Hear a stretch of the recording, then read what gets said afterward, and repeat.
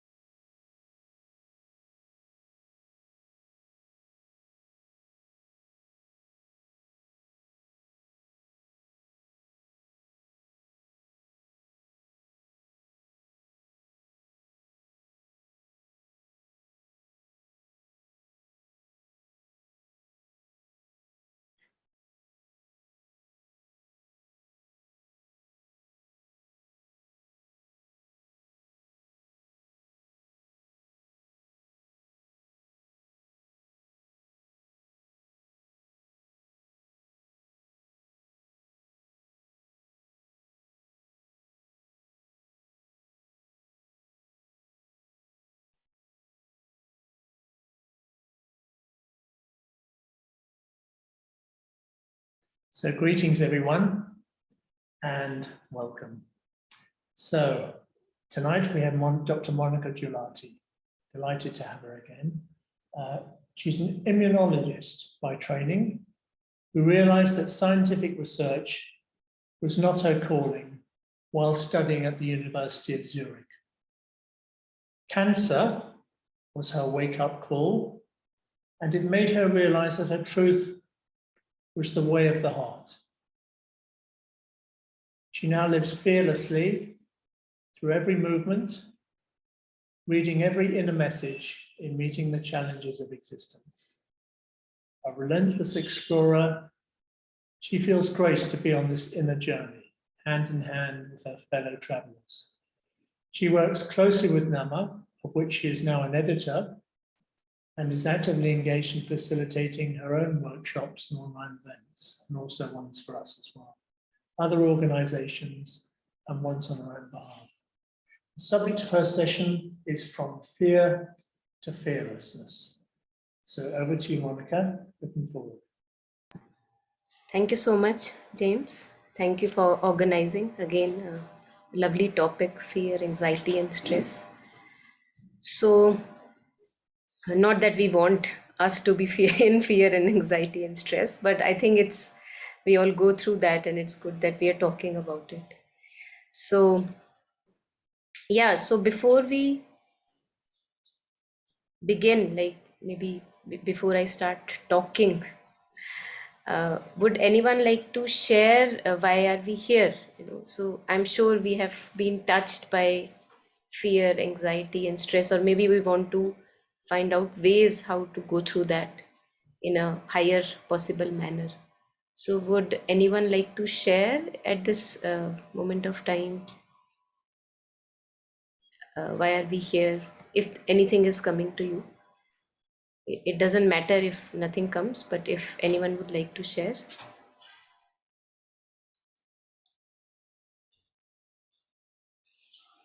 Or maybe one is going through a particular type of fear and maybe going through some stress, and one wants to know how to go about it in a better manner.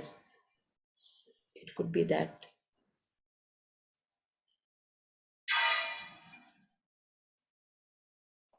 Hi, Monica. My name is Lakshmi. Yeah. Usually the thing was when we are handling with our work and coming to the job, both places, if we will face the few occurrences, repeated occurrences, multiple times, the same way, it's usually, even though you are not in that circumstances, again, you will sometimes, whatever you experienced in the past, the same thing will hit and the current situation also. It's like there is no fear, but there is from internally, maybe from energy layer or from mind layer, especially it happens in the workplaces. So that's I would like to know. As per the work side, coming to the personally, uh, in the personal life also, when we are living, there is no fear, there is no confusion, nothing was there, but suddenly sometimes we feel, due to the I mean, there is nothing was there, but suddenly we feel that fear. I don't know from where it will come, maybe from the atmosphere or from the friends or from the relatives, because if we spoke to someone, or if you went someplace, those situations, these are the two things what I would like to know in the integral perspective way, how as per the integral yoga Sri Aurobindo and Mother shared the thoughts, and how we can overcome this fear to live peacefully or harmonious living in the both in the work and the life. I would like to know that. Thank you. Yeah, thank you so much. I Yeah. think what you shared would resonate with each one of us. Very practical. Yeah, thank you. Anyone else? Anything that anyone wants to share, just like Lakshmi did?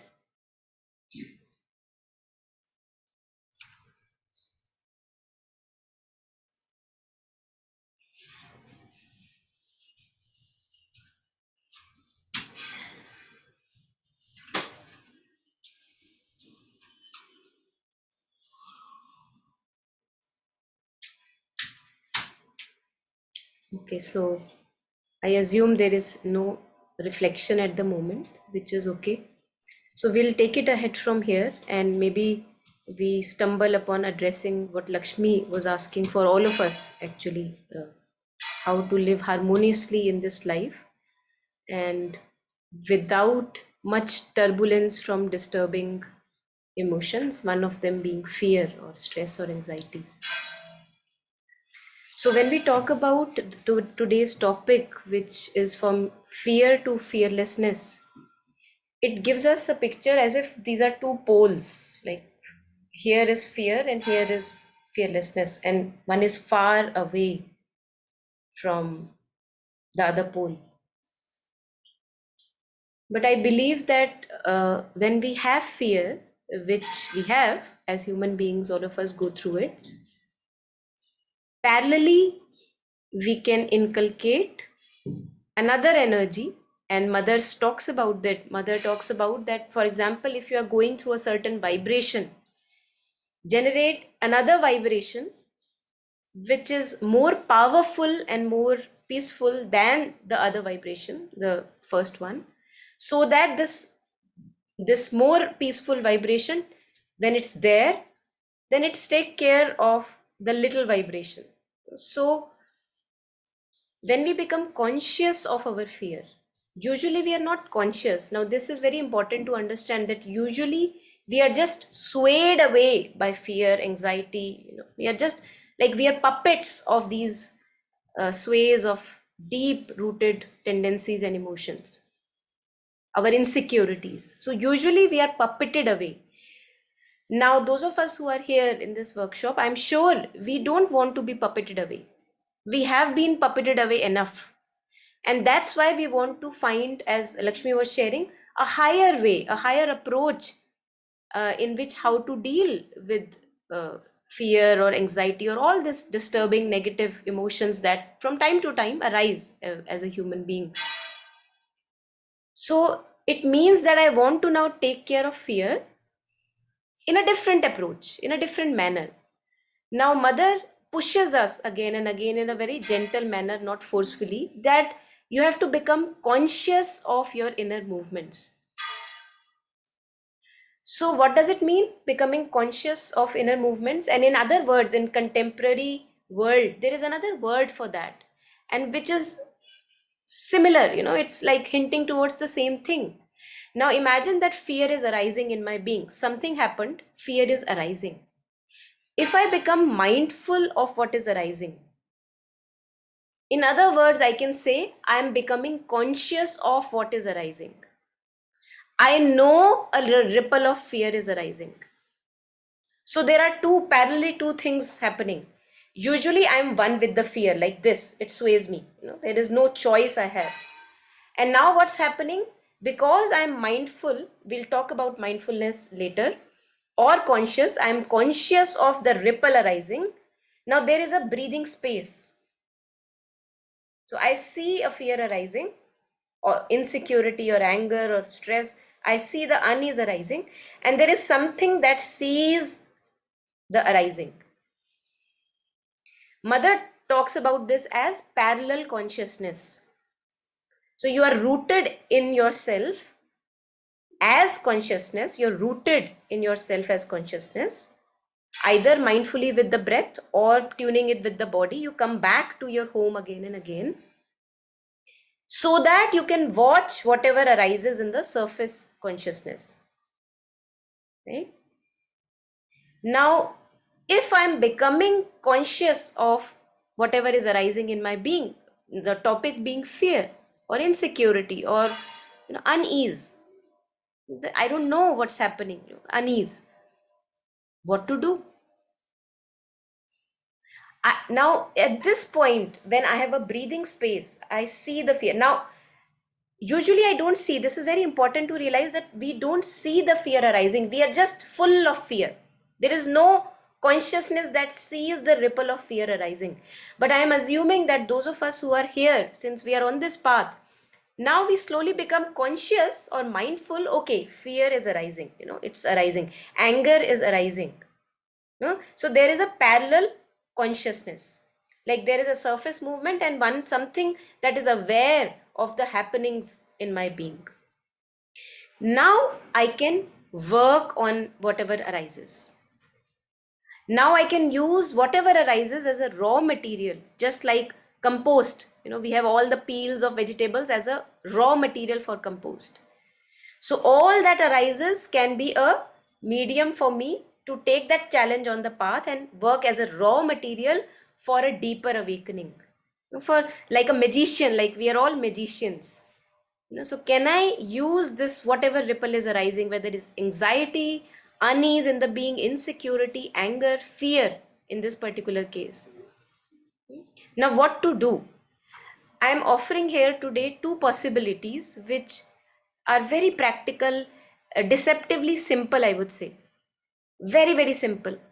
One would not even realize the strength unless one practices that one. And one has to just experiment with it to know that it works. So, as we discussed, the first point is becoming conscious or becoming mindful of our inner movements. So this mother talks about this, developing a parallel consciousness, a rootedness within the being, and aware of conscious, as mother says, become conscious of what goes on in you. So this is the first step. And this first step is not the first step that you once do and forget about it. This first step goes on throughout your life. You can never be not vigilant about what's happening in your being. So mother also talks about vigilance, being vigilant about whatever is happening in the being. So how can I be vigilant if the guard is not there? So it's like you have a farm, in farm you are growing your crops and there is no guard, there is no fence. So any animal, any wild animal can come and trample over your crops very easily. So mindfully rooted, consciously rooted with the body. Many people use breath as an anchor, bringing mind home to the breath, bringing mind home to the breath. 24-hour practice. And you can never leave it, no matter how trained you become. So bringing the mind to the breath, bringing the mind to in the moment I bring the mind to the breath, mind is home in the body. So it's a way to still the mind. And Sri Aurobindo says that there is nothing that can be done more powerfully with a still and immobile, thought-free mind than with an agitated mind. So we cannot skip this step. No matter how many workshops we may attend, how many books we may read, we may read. This step, practical step of stilling the mind and bringing the mind home to the body, this cannot be skipped, because mind creates or taps on into fear. What is fear but not a thought? First, it arises as a thought. If I'm not thinking, not creating, these illustrations in my mind, how can I be fearful? So first step is bringing the mind home to the body, being mindful of what the mind does, looking at my thoughts, feelings. Now, when I root myself in mindfulness, in as if the mind comes home to the body, when I root myself there, this is my daily practice. Now, when the fear arises, a ripple of fear arises, I have walked the way enough that I have followed the dictate of fear, what fear wants me to do. Being insecure, so I taking a decision from insecurity, and being fearful of what would happen, so taking a step and decision from that place of insecurity. I have done that enough, we have all done that enough. So now, as I see the ripple of fear arising, I have, at the moment, I'm offering two options. The two options are, number one is, this is how everyone feels fear. So my fear is a chance for me to connect with everyone's fear. We open up our hearts.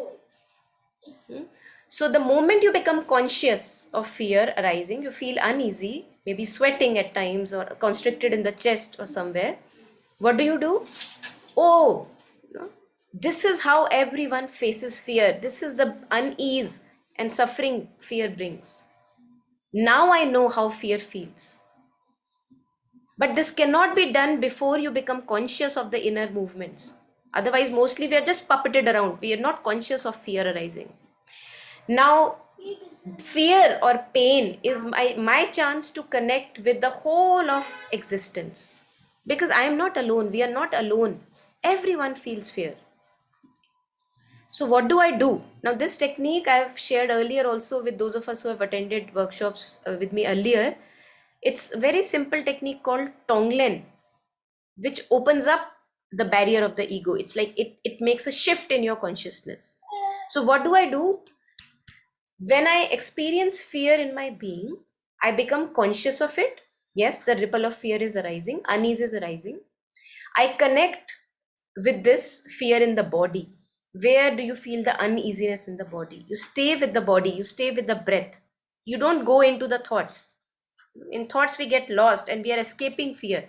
But when we are in the body with the breath, I am confronting fear, I'm being with the fear. So stay with the fear, use it to connect with everyone who feels fear.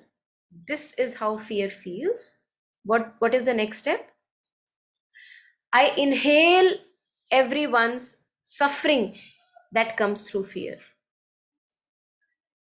It may seem very challenging in the beginning. How can I inhale everyone's suffering when I'm myself undergoing this insecurity or fear?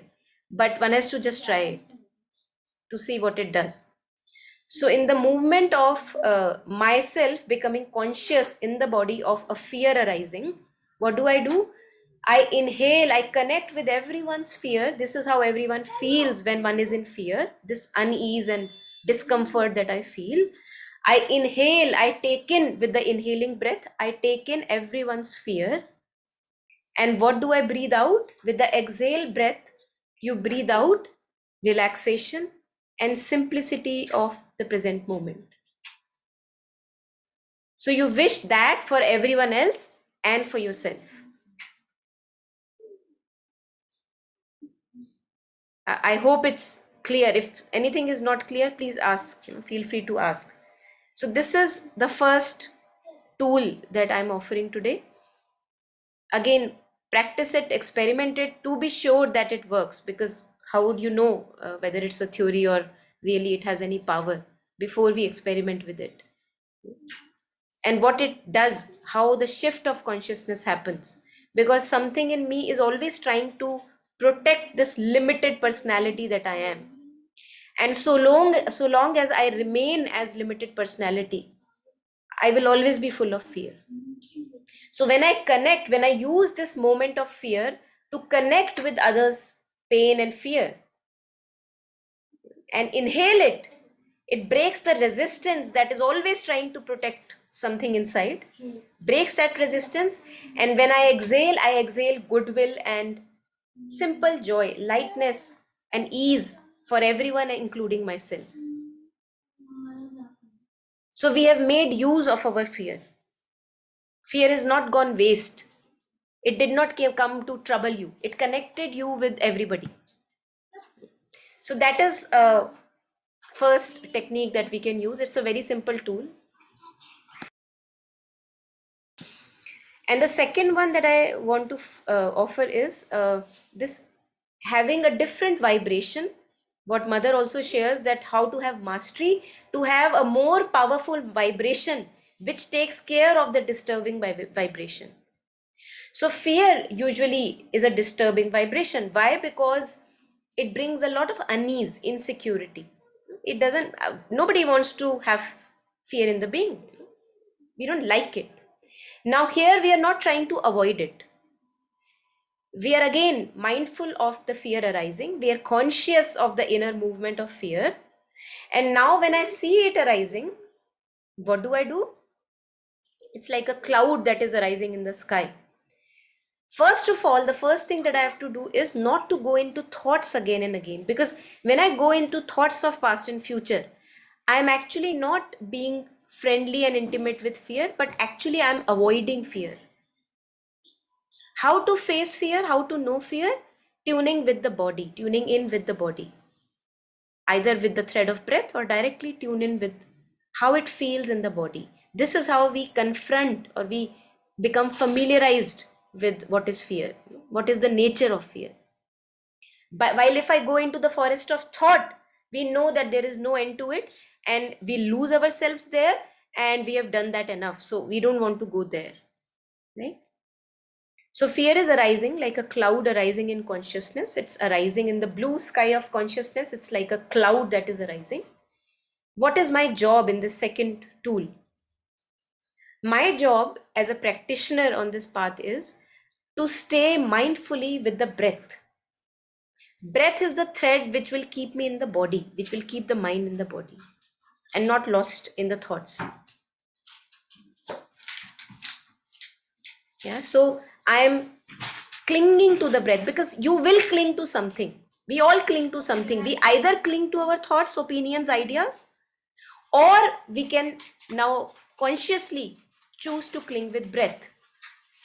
So the moment I'm clinging with the breath, staying, keeping the mind home in the body, going through the vibrations of fear, I am generating another energy, which is a different vibration. It's like a mother vibration. So imagine that a fear is a vibration, little vibration like a child, right? A crying child, a disturbed child who wants attention. Now you are creating an energy, a more powerful energy, by clinging to the breath, keeping the mind home. So you are creating an energy of mindfulness, nowadays we say, or you can say consciousness. It doesn't matter. Don't get lost in the words. Practice to know that there is a world beyond words also, right? Words just point towards the truth. Now we have to go to the truth. Whether I call it awareness, mindfulness, consciousness, we don't have to get lost there. Now I am mindfully or consciously with the breath, seeing how my tummy rises and falls with the breath. Mind is home in the body. And I also have parallelly a ripple of fear.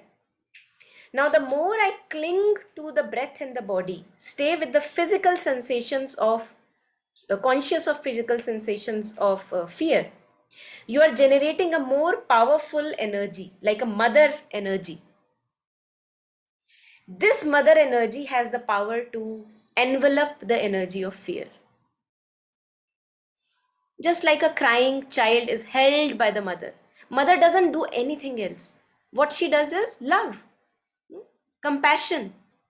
That she's, if you hit the child again and again, a crying child, he'll cry even more. So we don't have to run away from our fears and anxieties. No. Those of us who are ready, we have to embrace it.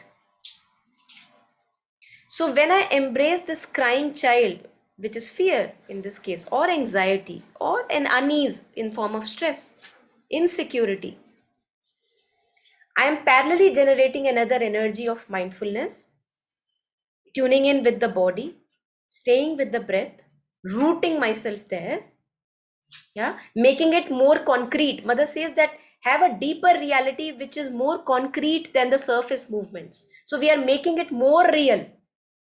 Now this becomes a reality which is an overpowering reality. Like it has the energy to embrace the little fear that was arising. You don't have to do anything with the fear. This is for those of us who are now ready not to listen to dictates of the fear, because we have done that enough. And those of us who are still not convinced, go ahead and follow the dictates, and maybe one day we will be ready to get intimate with the fear and know that we don't have to run away from it. It only needs to be held. So this is the second tool that we can use, that I mindfully generate an energy, tuning it with the breath in the body, which has been my 24/7 practice. You can't just do it like only once. It has to go on 24/7, so that this energy of mindfulness, the energy of consciousness, you're conscious, holds the fear, just like a sky can hold the appearing and disappearing clouds that come. And then we see that the true nature of fear is empty. It has no power if we don't fuel it. How do I fuel it? I fuel it by thinking about it. In thinking about it, actually I'm fueling the fear, and I'm not actually becoming intimate with it. I don't know what fear wants to say. So it's like a cloud appears and disappears in the sky back. Where does it appear from? Of course, the space, the sky. And where did it go back to? The sky. So the true nature of fear, is consciousness. When we say that there exists nothing but the divine consciousness, that's what we say. Divine is all, in all, enveloping all, everywhere. It's only the divine. So what are we meaning there? That the true nature of fleeting phenomenon, which is fear, anxiety, stress, disturbing emotions, happy emotions, all this, coming and going and coming and going, the true nature of all coming and going is consciousness, is this emptiness, so to say. And it's not an empty emptiness, it's an emptiness full of, pregnant of possibilities. So I hope the second tool also was clear, and if there are questions, please feel free to ask if we were not able to follow it. The first tool was Tonglin, connecting through my fear with all the fear that everyone goes through, and inhaling the suffering through the fear, exhaling simplicity and relaxation to everyone, seeing how it breaks open the locks on the heart, opens our heart to everyone. And second opportunity is to become more and more mindful of our movements of mind by tuning in with the breath, bringing mind home to the body and breath again and again throughout the day 24/7, so that when the ripple of fear arises, I have a deeper vibration, a more powerful vibration, which can take care of the fear. And I see that I actually don't have to do anything but to generate a powerful vibration, to have that as a concrete reality rather than making fear as a concrete reality. So I'll just take a pause here before we go ahead and see if there is any doubt, any confusion, anyone wants to share anything.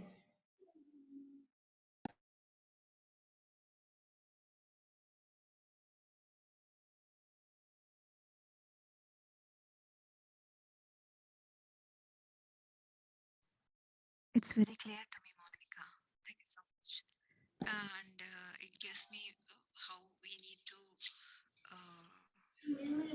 at least aware of the fear. When we are aware of the fear, most of the times this was the problem, because immediately if we feel the fear, you will shake off. No, you won't take that. Even there is a space is there, so that makes me understand. Thank you. It's very clear to me. Very To me, good. it's very clear. Thank you. Thank you. Thank you for sharing. Yes. Yeah, thanks, Julie. Thank you for sharing. So now here we see, that it's very clear that fear and fearlessness are not two opposing poles of duality as they seem to be. This holding that you give to your fear is fearlessness. When I am able to hold the ripple of fear, this mother energy of consciousness, the mother energy of mindfulness, that's fearlessness. So fearlessness is capable of holding fear. How beautiful. I don't have to do anything, no, not to run away from fear like a demon, or like something which is spoiling my life. It spoils my life only when I don't know it, when I don't know how to go about it. But when I know, when I'm ready to learn how to go about it, then it becomes even a deepening experience. It has helped me to connect with everyone's fear. I'm not alone in this boat. So that's how we see that fear and fearlessness can be together, one. They can be simultaneously there. And the other thing I want to share is that mother shares that we have to move from the desire soul, this clingy, sticky mind, from that to our true soul or true consciousness. Uh, and when fear arises, it's very good to see that I'm clinging to something. Fear cannot arise if I'm not clinging to an idea of future, an idea of past, an idea of my story. This is how, right it is, this is true, and, this is how it would happen. So I'm clinging obsessively to my thoughts and feelings, not any breathing space. I'm taking them too seriously. This clingy nature of mind is what we are all kind of, if I can say, born with. And this is the journey that we have to take, that we have to become from sticky to a non-sticky character. Desire self is the one that sticks, that clings on to opinions, ideas, everything is sticking. How to become non-sticky? One of the tools that we are talking today is to again and again bring the mind home to, because it will stick to something, so let it stick to the breath. It's neutral. Why we talk about breath? Because breath is available all the times. Walking may not be available all the times. Sitting may not be available all the times. Music may not be available all the times. But breath is available all the times. So breath is our link to the body. So consciousness is home with in the body. When we become conscious of the breath, we are in the body. Mind is home in the present moment. And most of the troubles arise when we are not home in the present moment, when we are so clouded by our thoughts and feelings that there is nothing that I can clearly enjoy in the present moment. And when I now have suffered enough, and now I am convinced that a new path must emerge, I will be able to bring the mind home to the body and the breath. So stilling the mind, emptying the mind, not believing into my thoughts and feelings so tightly, this clinginess that I have, that whatever opinion I have about myself, that is right, whatever opinion I have of the world, that is right, of the others, that is right. We have no clue. Be sure that we have no clue. So not to take our opinions so tightly. That makes us very simple, very light. I don't know. Since I know that I'm always having a deluded vision, I don't know whether my thoughts, opinions, whatever I have, whether they are true or not. So it gives us a lot of grounding, that knowing that we all see through filters, and we cannot cling to those thoughts and feelings, which is a filtered seeing. So whatever picture the mind is creating, not to buy into that. That takes care of a lot of things. And the last thing I want to share is these poles of duality in which we are powdered, if I can say, like in a mixie, in a grinder, we are powdered, like if you put almonds in a grinder, you will have a powder. Hmm? So just like that, in olden times, in villages in India, there used to be two thick stones, and you would grind the pieces of the grains of wheat between these two thick, like pieces of stones or rock, whatever you can say. Hmm? So in Hindi we call it chakki, like a grinding mill. Masters have compared this to two poles of duality, in which if we are not aware, we are always getting powdered. Like really, it just makes life hell. So what are these poles of duality? It's very clear.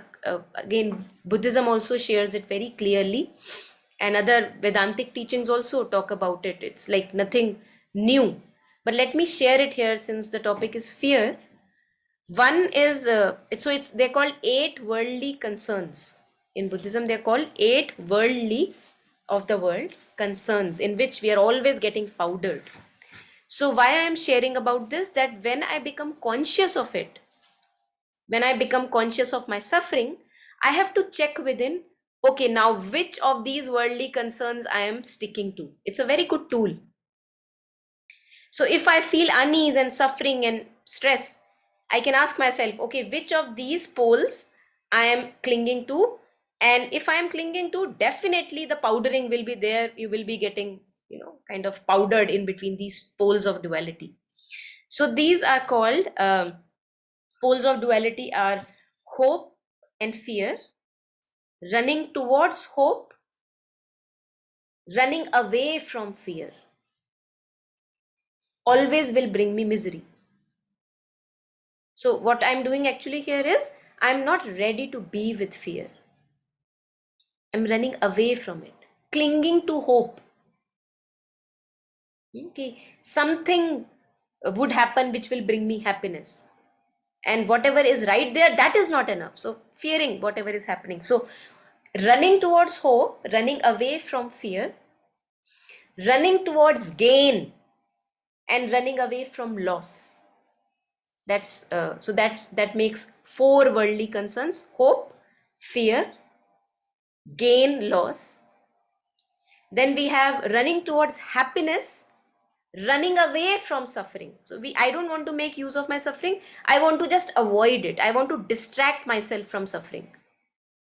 And want something which brings me happiness, but I don't want to confront it. So running away from suffering, not making use of it, and running towards happiness, which in our case is always fleeting somehow.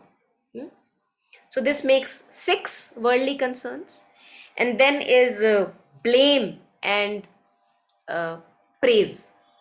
Running towards praise, being respected, being valued, and running away from being dejected. Nobody of us would like to be dejected. And if dejection brings me disappointment, I am again getting powdered in between these poles of duality. So these are eight worldly concerns. And it is very powerful to see that no matter wherever we are having the suffering, in whatever area of my life, I will be clinging to one of these if suffering is there. It really simplifies. If I want to now become conscious of it, simplifies my work, inner work. So the moment I see I'm sticking to something, I can let go, bring the mind home to the breath, stay in the body, and no need to stick. From stickiness to non-stickiness. So I thought I'll share this with you. And the last thing I want to share before we take up any questions and comments is something from the mother here. Maybe some of you have gone through this. So here I've taken a printout of this and put it on my wall because we forget, we forget again and again. We begin to hope that this world will give me, fleeting world always changing. People are changing, appearances are changing, thoughts and opinions keep on changing. And in this fleeting world, we want to have a very solid ground. And we suffer because of that, because we never get a solid ground. So to be okay with groundlessness, and when we become okay with groundlessness, we are actually banking upon the divine, because divine is infinite. Infinite is groundless. So when I become okay now with being groundless and having nothing as my ground, since I know everything is changing in the world at all the times, I can't bank upon anything, any person. And if you have banked upon any person for 2 years, 3 years, 10 years, 11th year you will have the carpet being pulled from your feet. So be prepared for it, that the world is of fleeting phenomenon. So where to bank upon? Where do I find my ground? Finding our ground in groundlessness, knowing that there is no solid ground, becoming okay with groundlessness. And I relate this personally with I am banking upon the divine, because divine is infinite, and infinite is not like this object, like I can bank upon the, because if it is an object, it will be taken away. But if I am banking on the infinite, like space, then space is not going anywhere. The infinite is not going anywhere. Things are happening in the infinite. So this brings a lot of strength to us when we bank upon the infinite. So Mother says, never take the attitude of hoping for support, help, comfort from anyone except the divine. That is absolute. And when we say the divine, either we call it infinite, groundlessness, or I call it my own consciousness, with which I become conscious either of breath, of my body. That's not going anywhere. The body will disappear, wither away, but consciousness is not going anywhere, because it's not rooted anywhere. It just is. Just like we said, the divine is. So the more I unify myself with that consciousness, the divine consciousness, the more free I become of fear. Because what have I to lose? The body may die, things may happen here and there, fleeting phenomenon, but what have I to lose? So never seeking, hoping for support, help, comfort from anyone except the divine, that is absolute. I have never, not once, met anyone who tried to cling to something to find a support.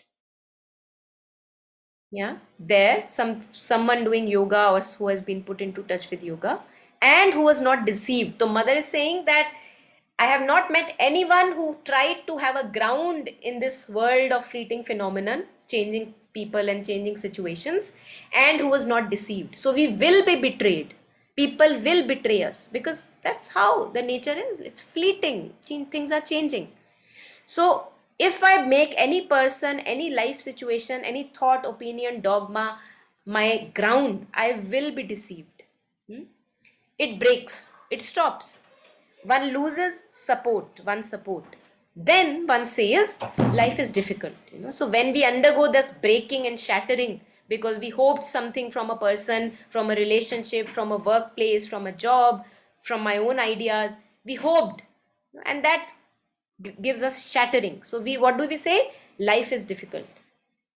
It is not difficult, but one must know what one is doing. What am I doing actually? Why is it so difficult? Never seek a support elsewhere than in the divine. Never seek satisfaction elsewhere than in the divine. Never seek satisfaction of your needs in anyone else except the divine. So if you want something, if you feel something is very crucial and you would have it, give it out to the world or to the mother. Mother, this is what I think I need. If you think I need this, then I'm sure it will come. So no agitation, no restlessness.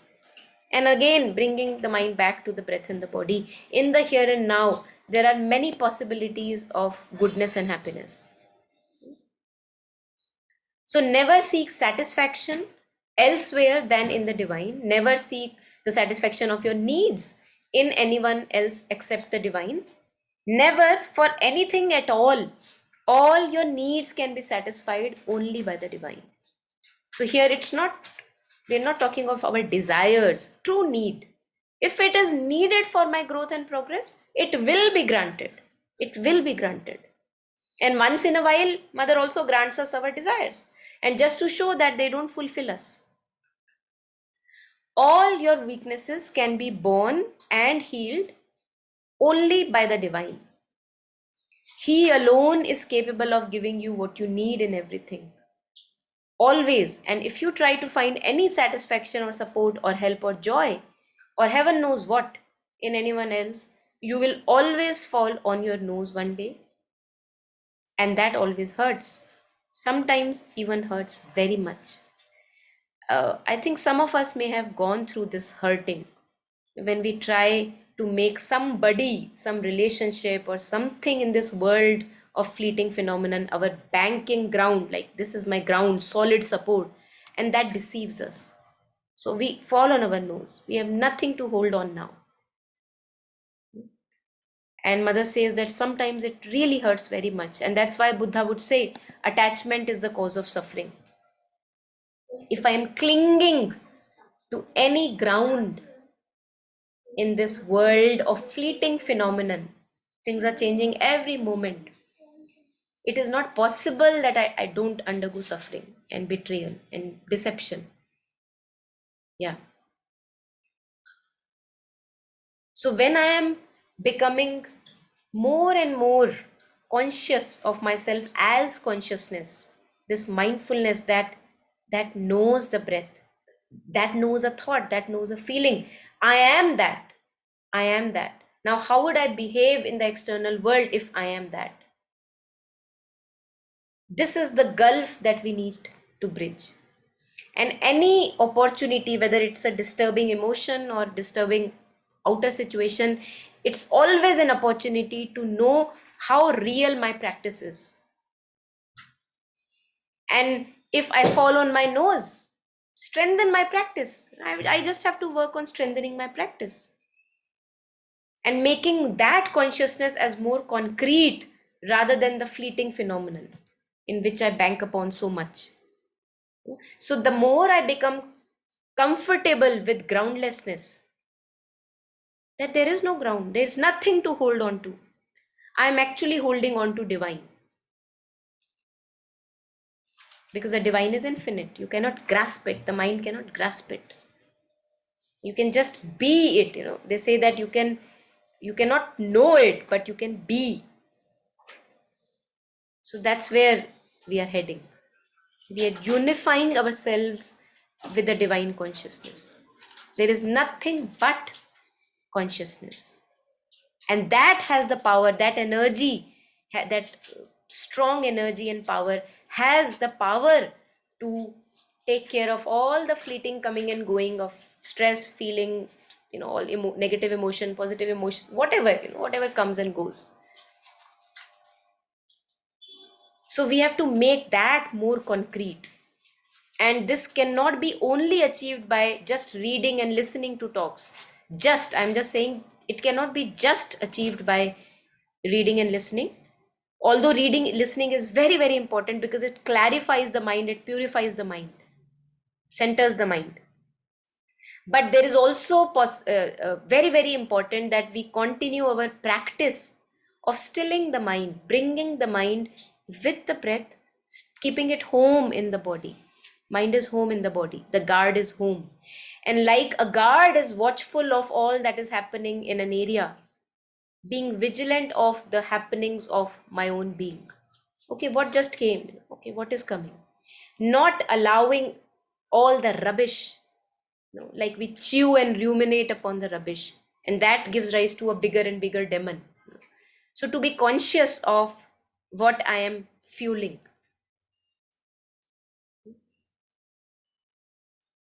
And I think very simple practice, very simple tools. Only if we are convinced that I would now like to have a simple, lighter, joyous life and take everything that comes on the path as a raw material for making it into compost almost, like vegetable peels are turned into compost. Nothing is to be ignored, nothing is to be discarded.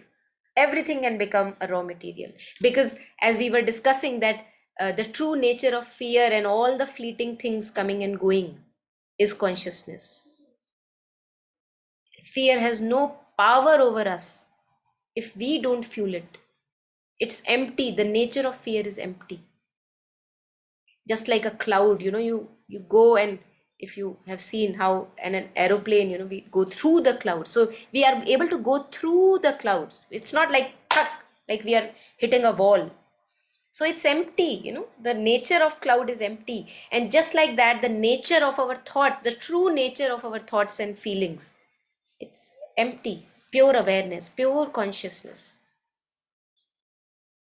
And it is just the appearances that deceive. And the more I stabilize myself as consciousness, I am this consciousness which sees, which makes everything knowable. I am this. The more we make this more concrete, the fleeting phenomenon will not be able to scare me, because it's nothing.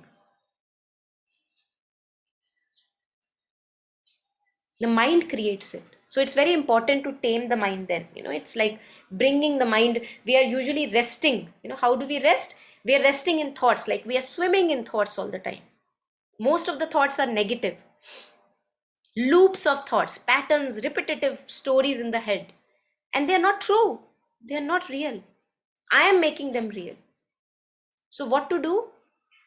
When we are resting, or we have empty periods of silence, or whenever we have gaps throughout the day, bringing the mind mindfully to the breath, keeping the mind home in the body, empty, still, clear.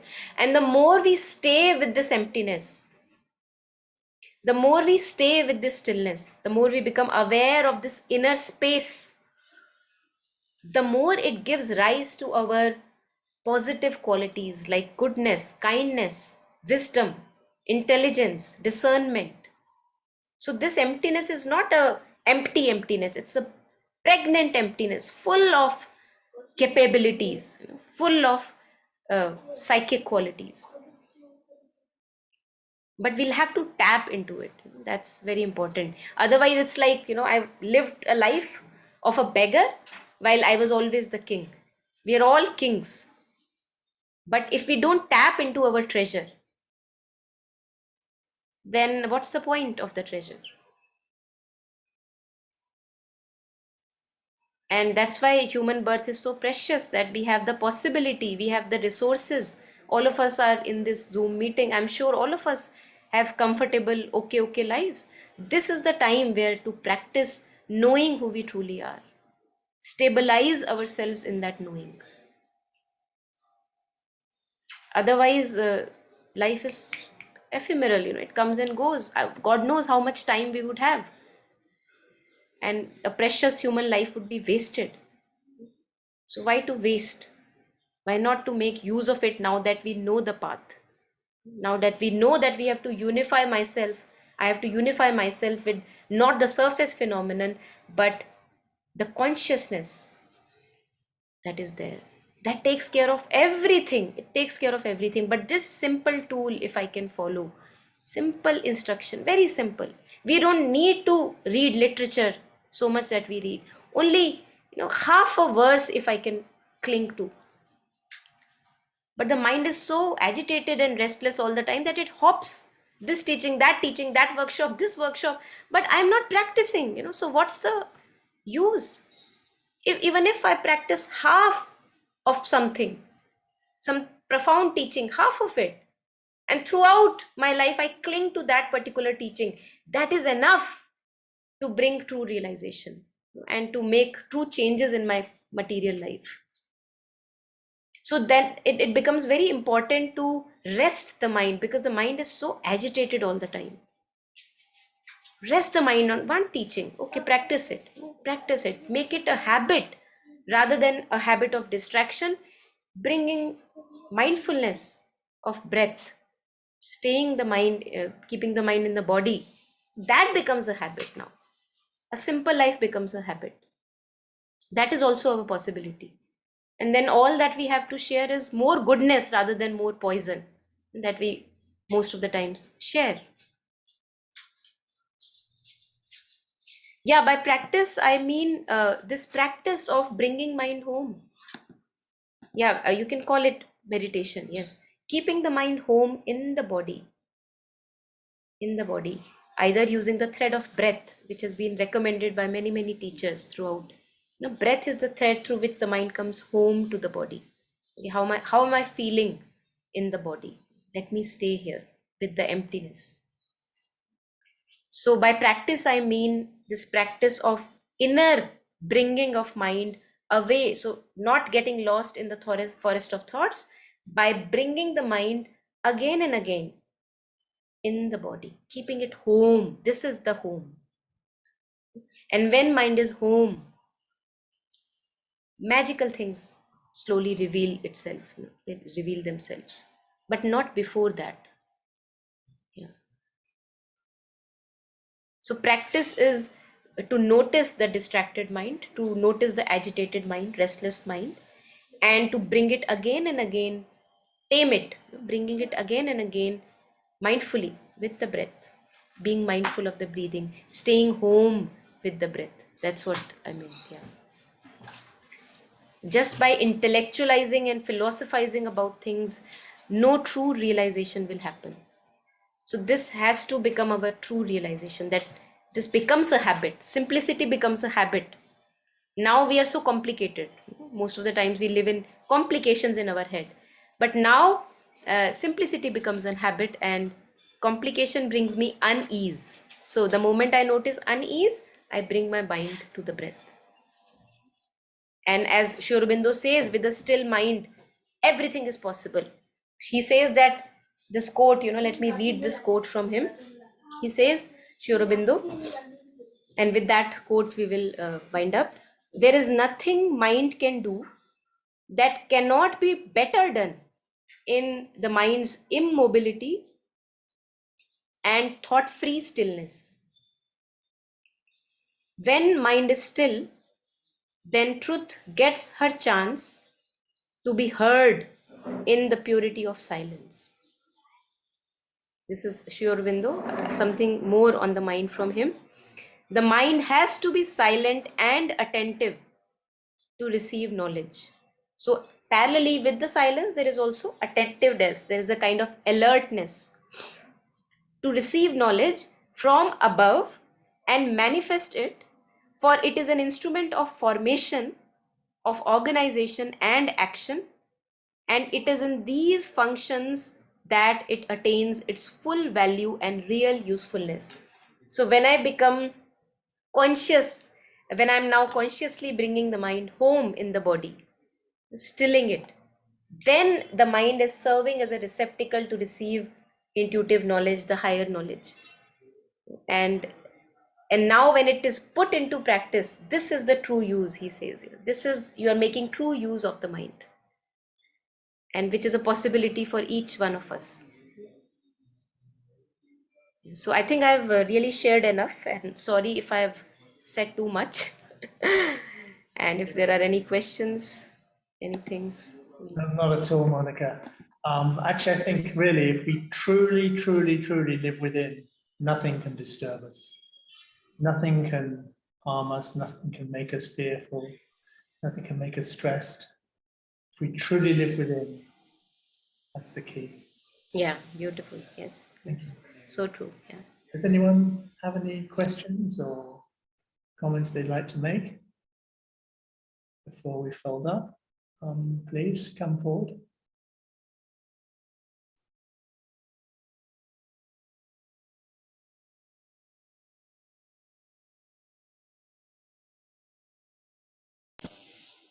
So I think there is nothing.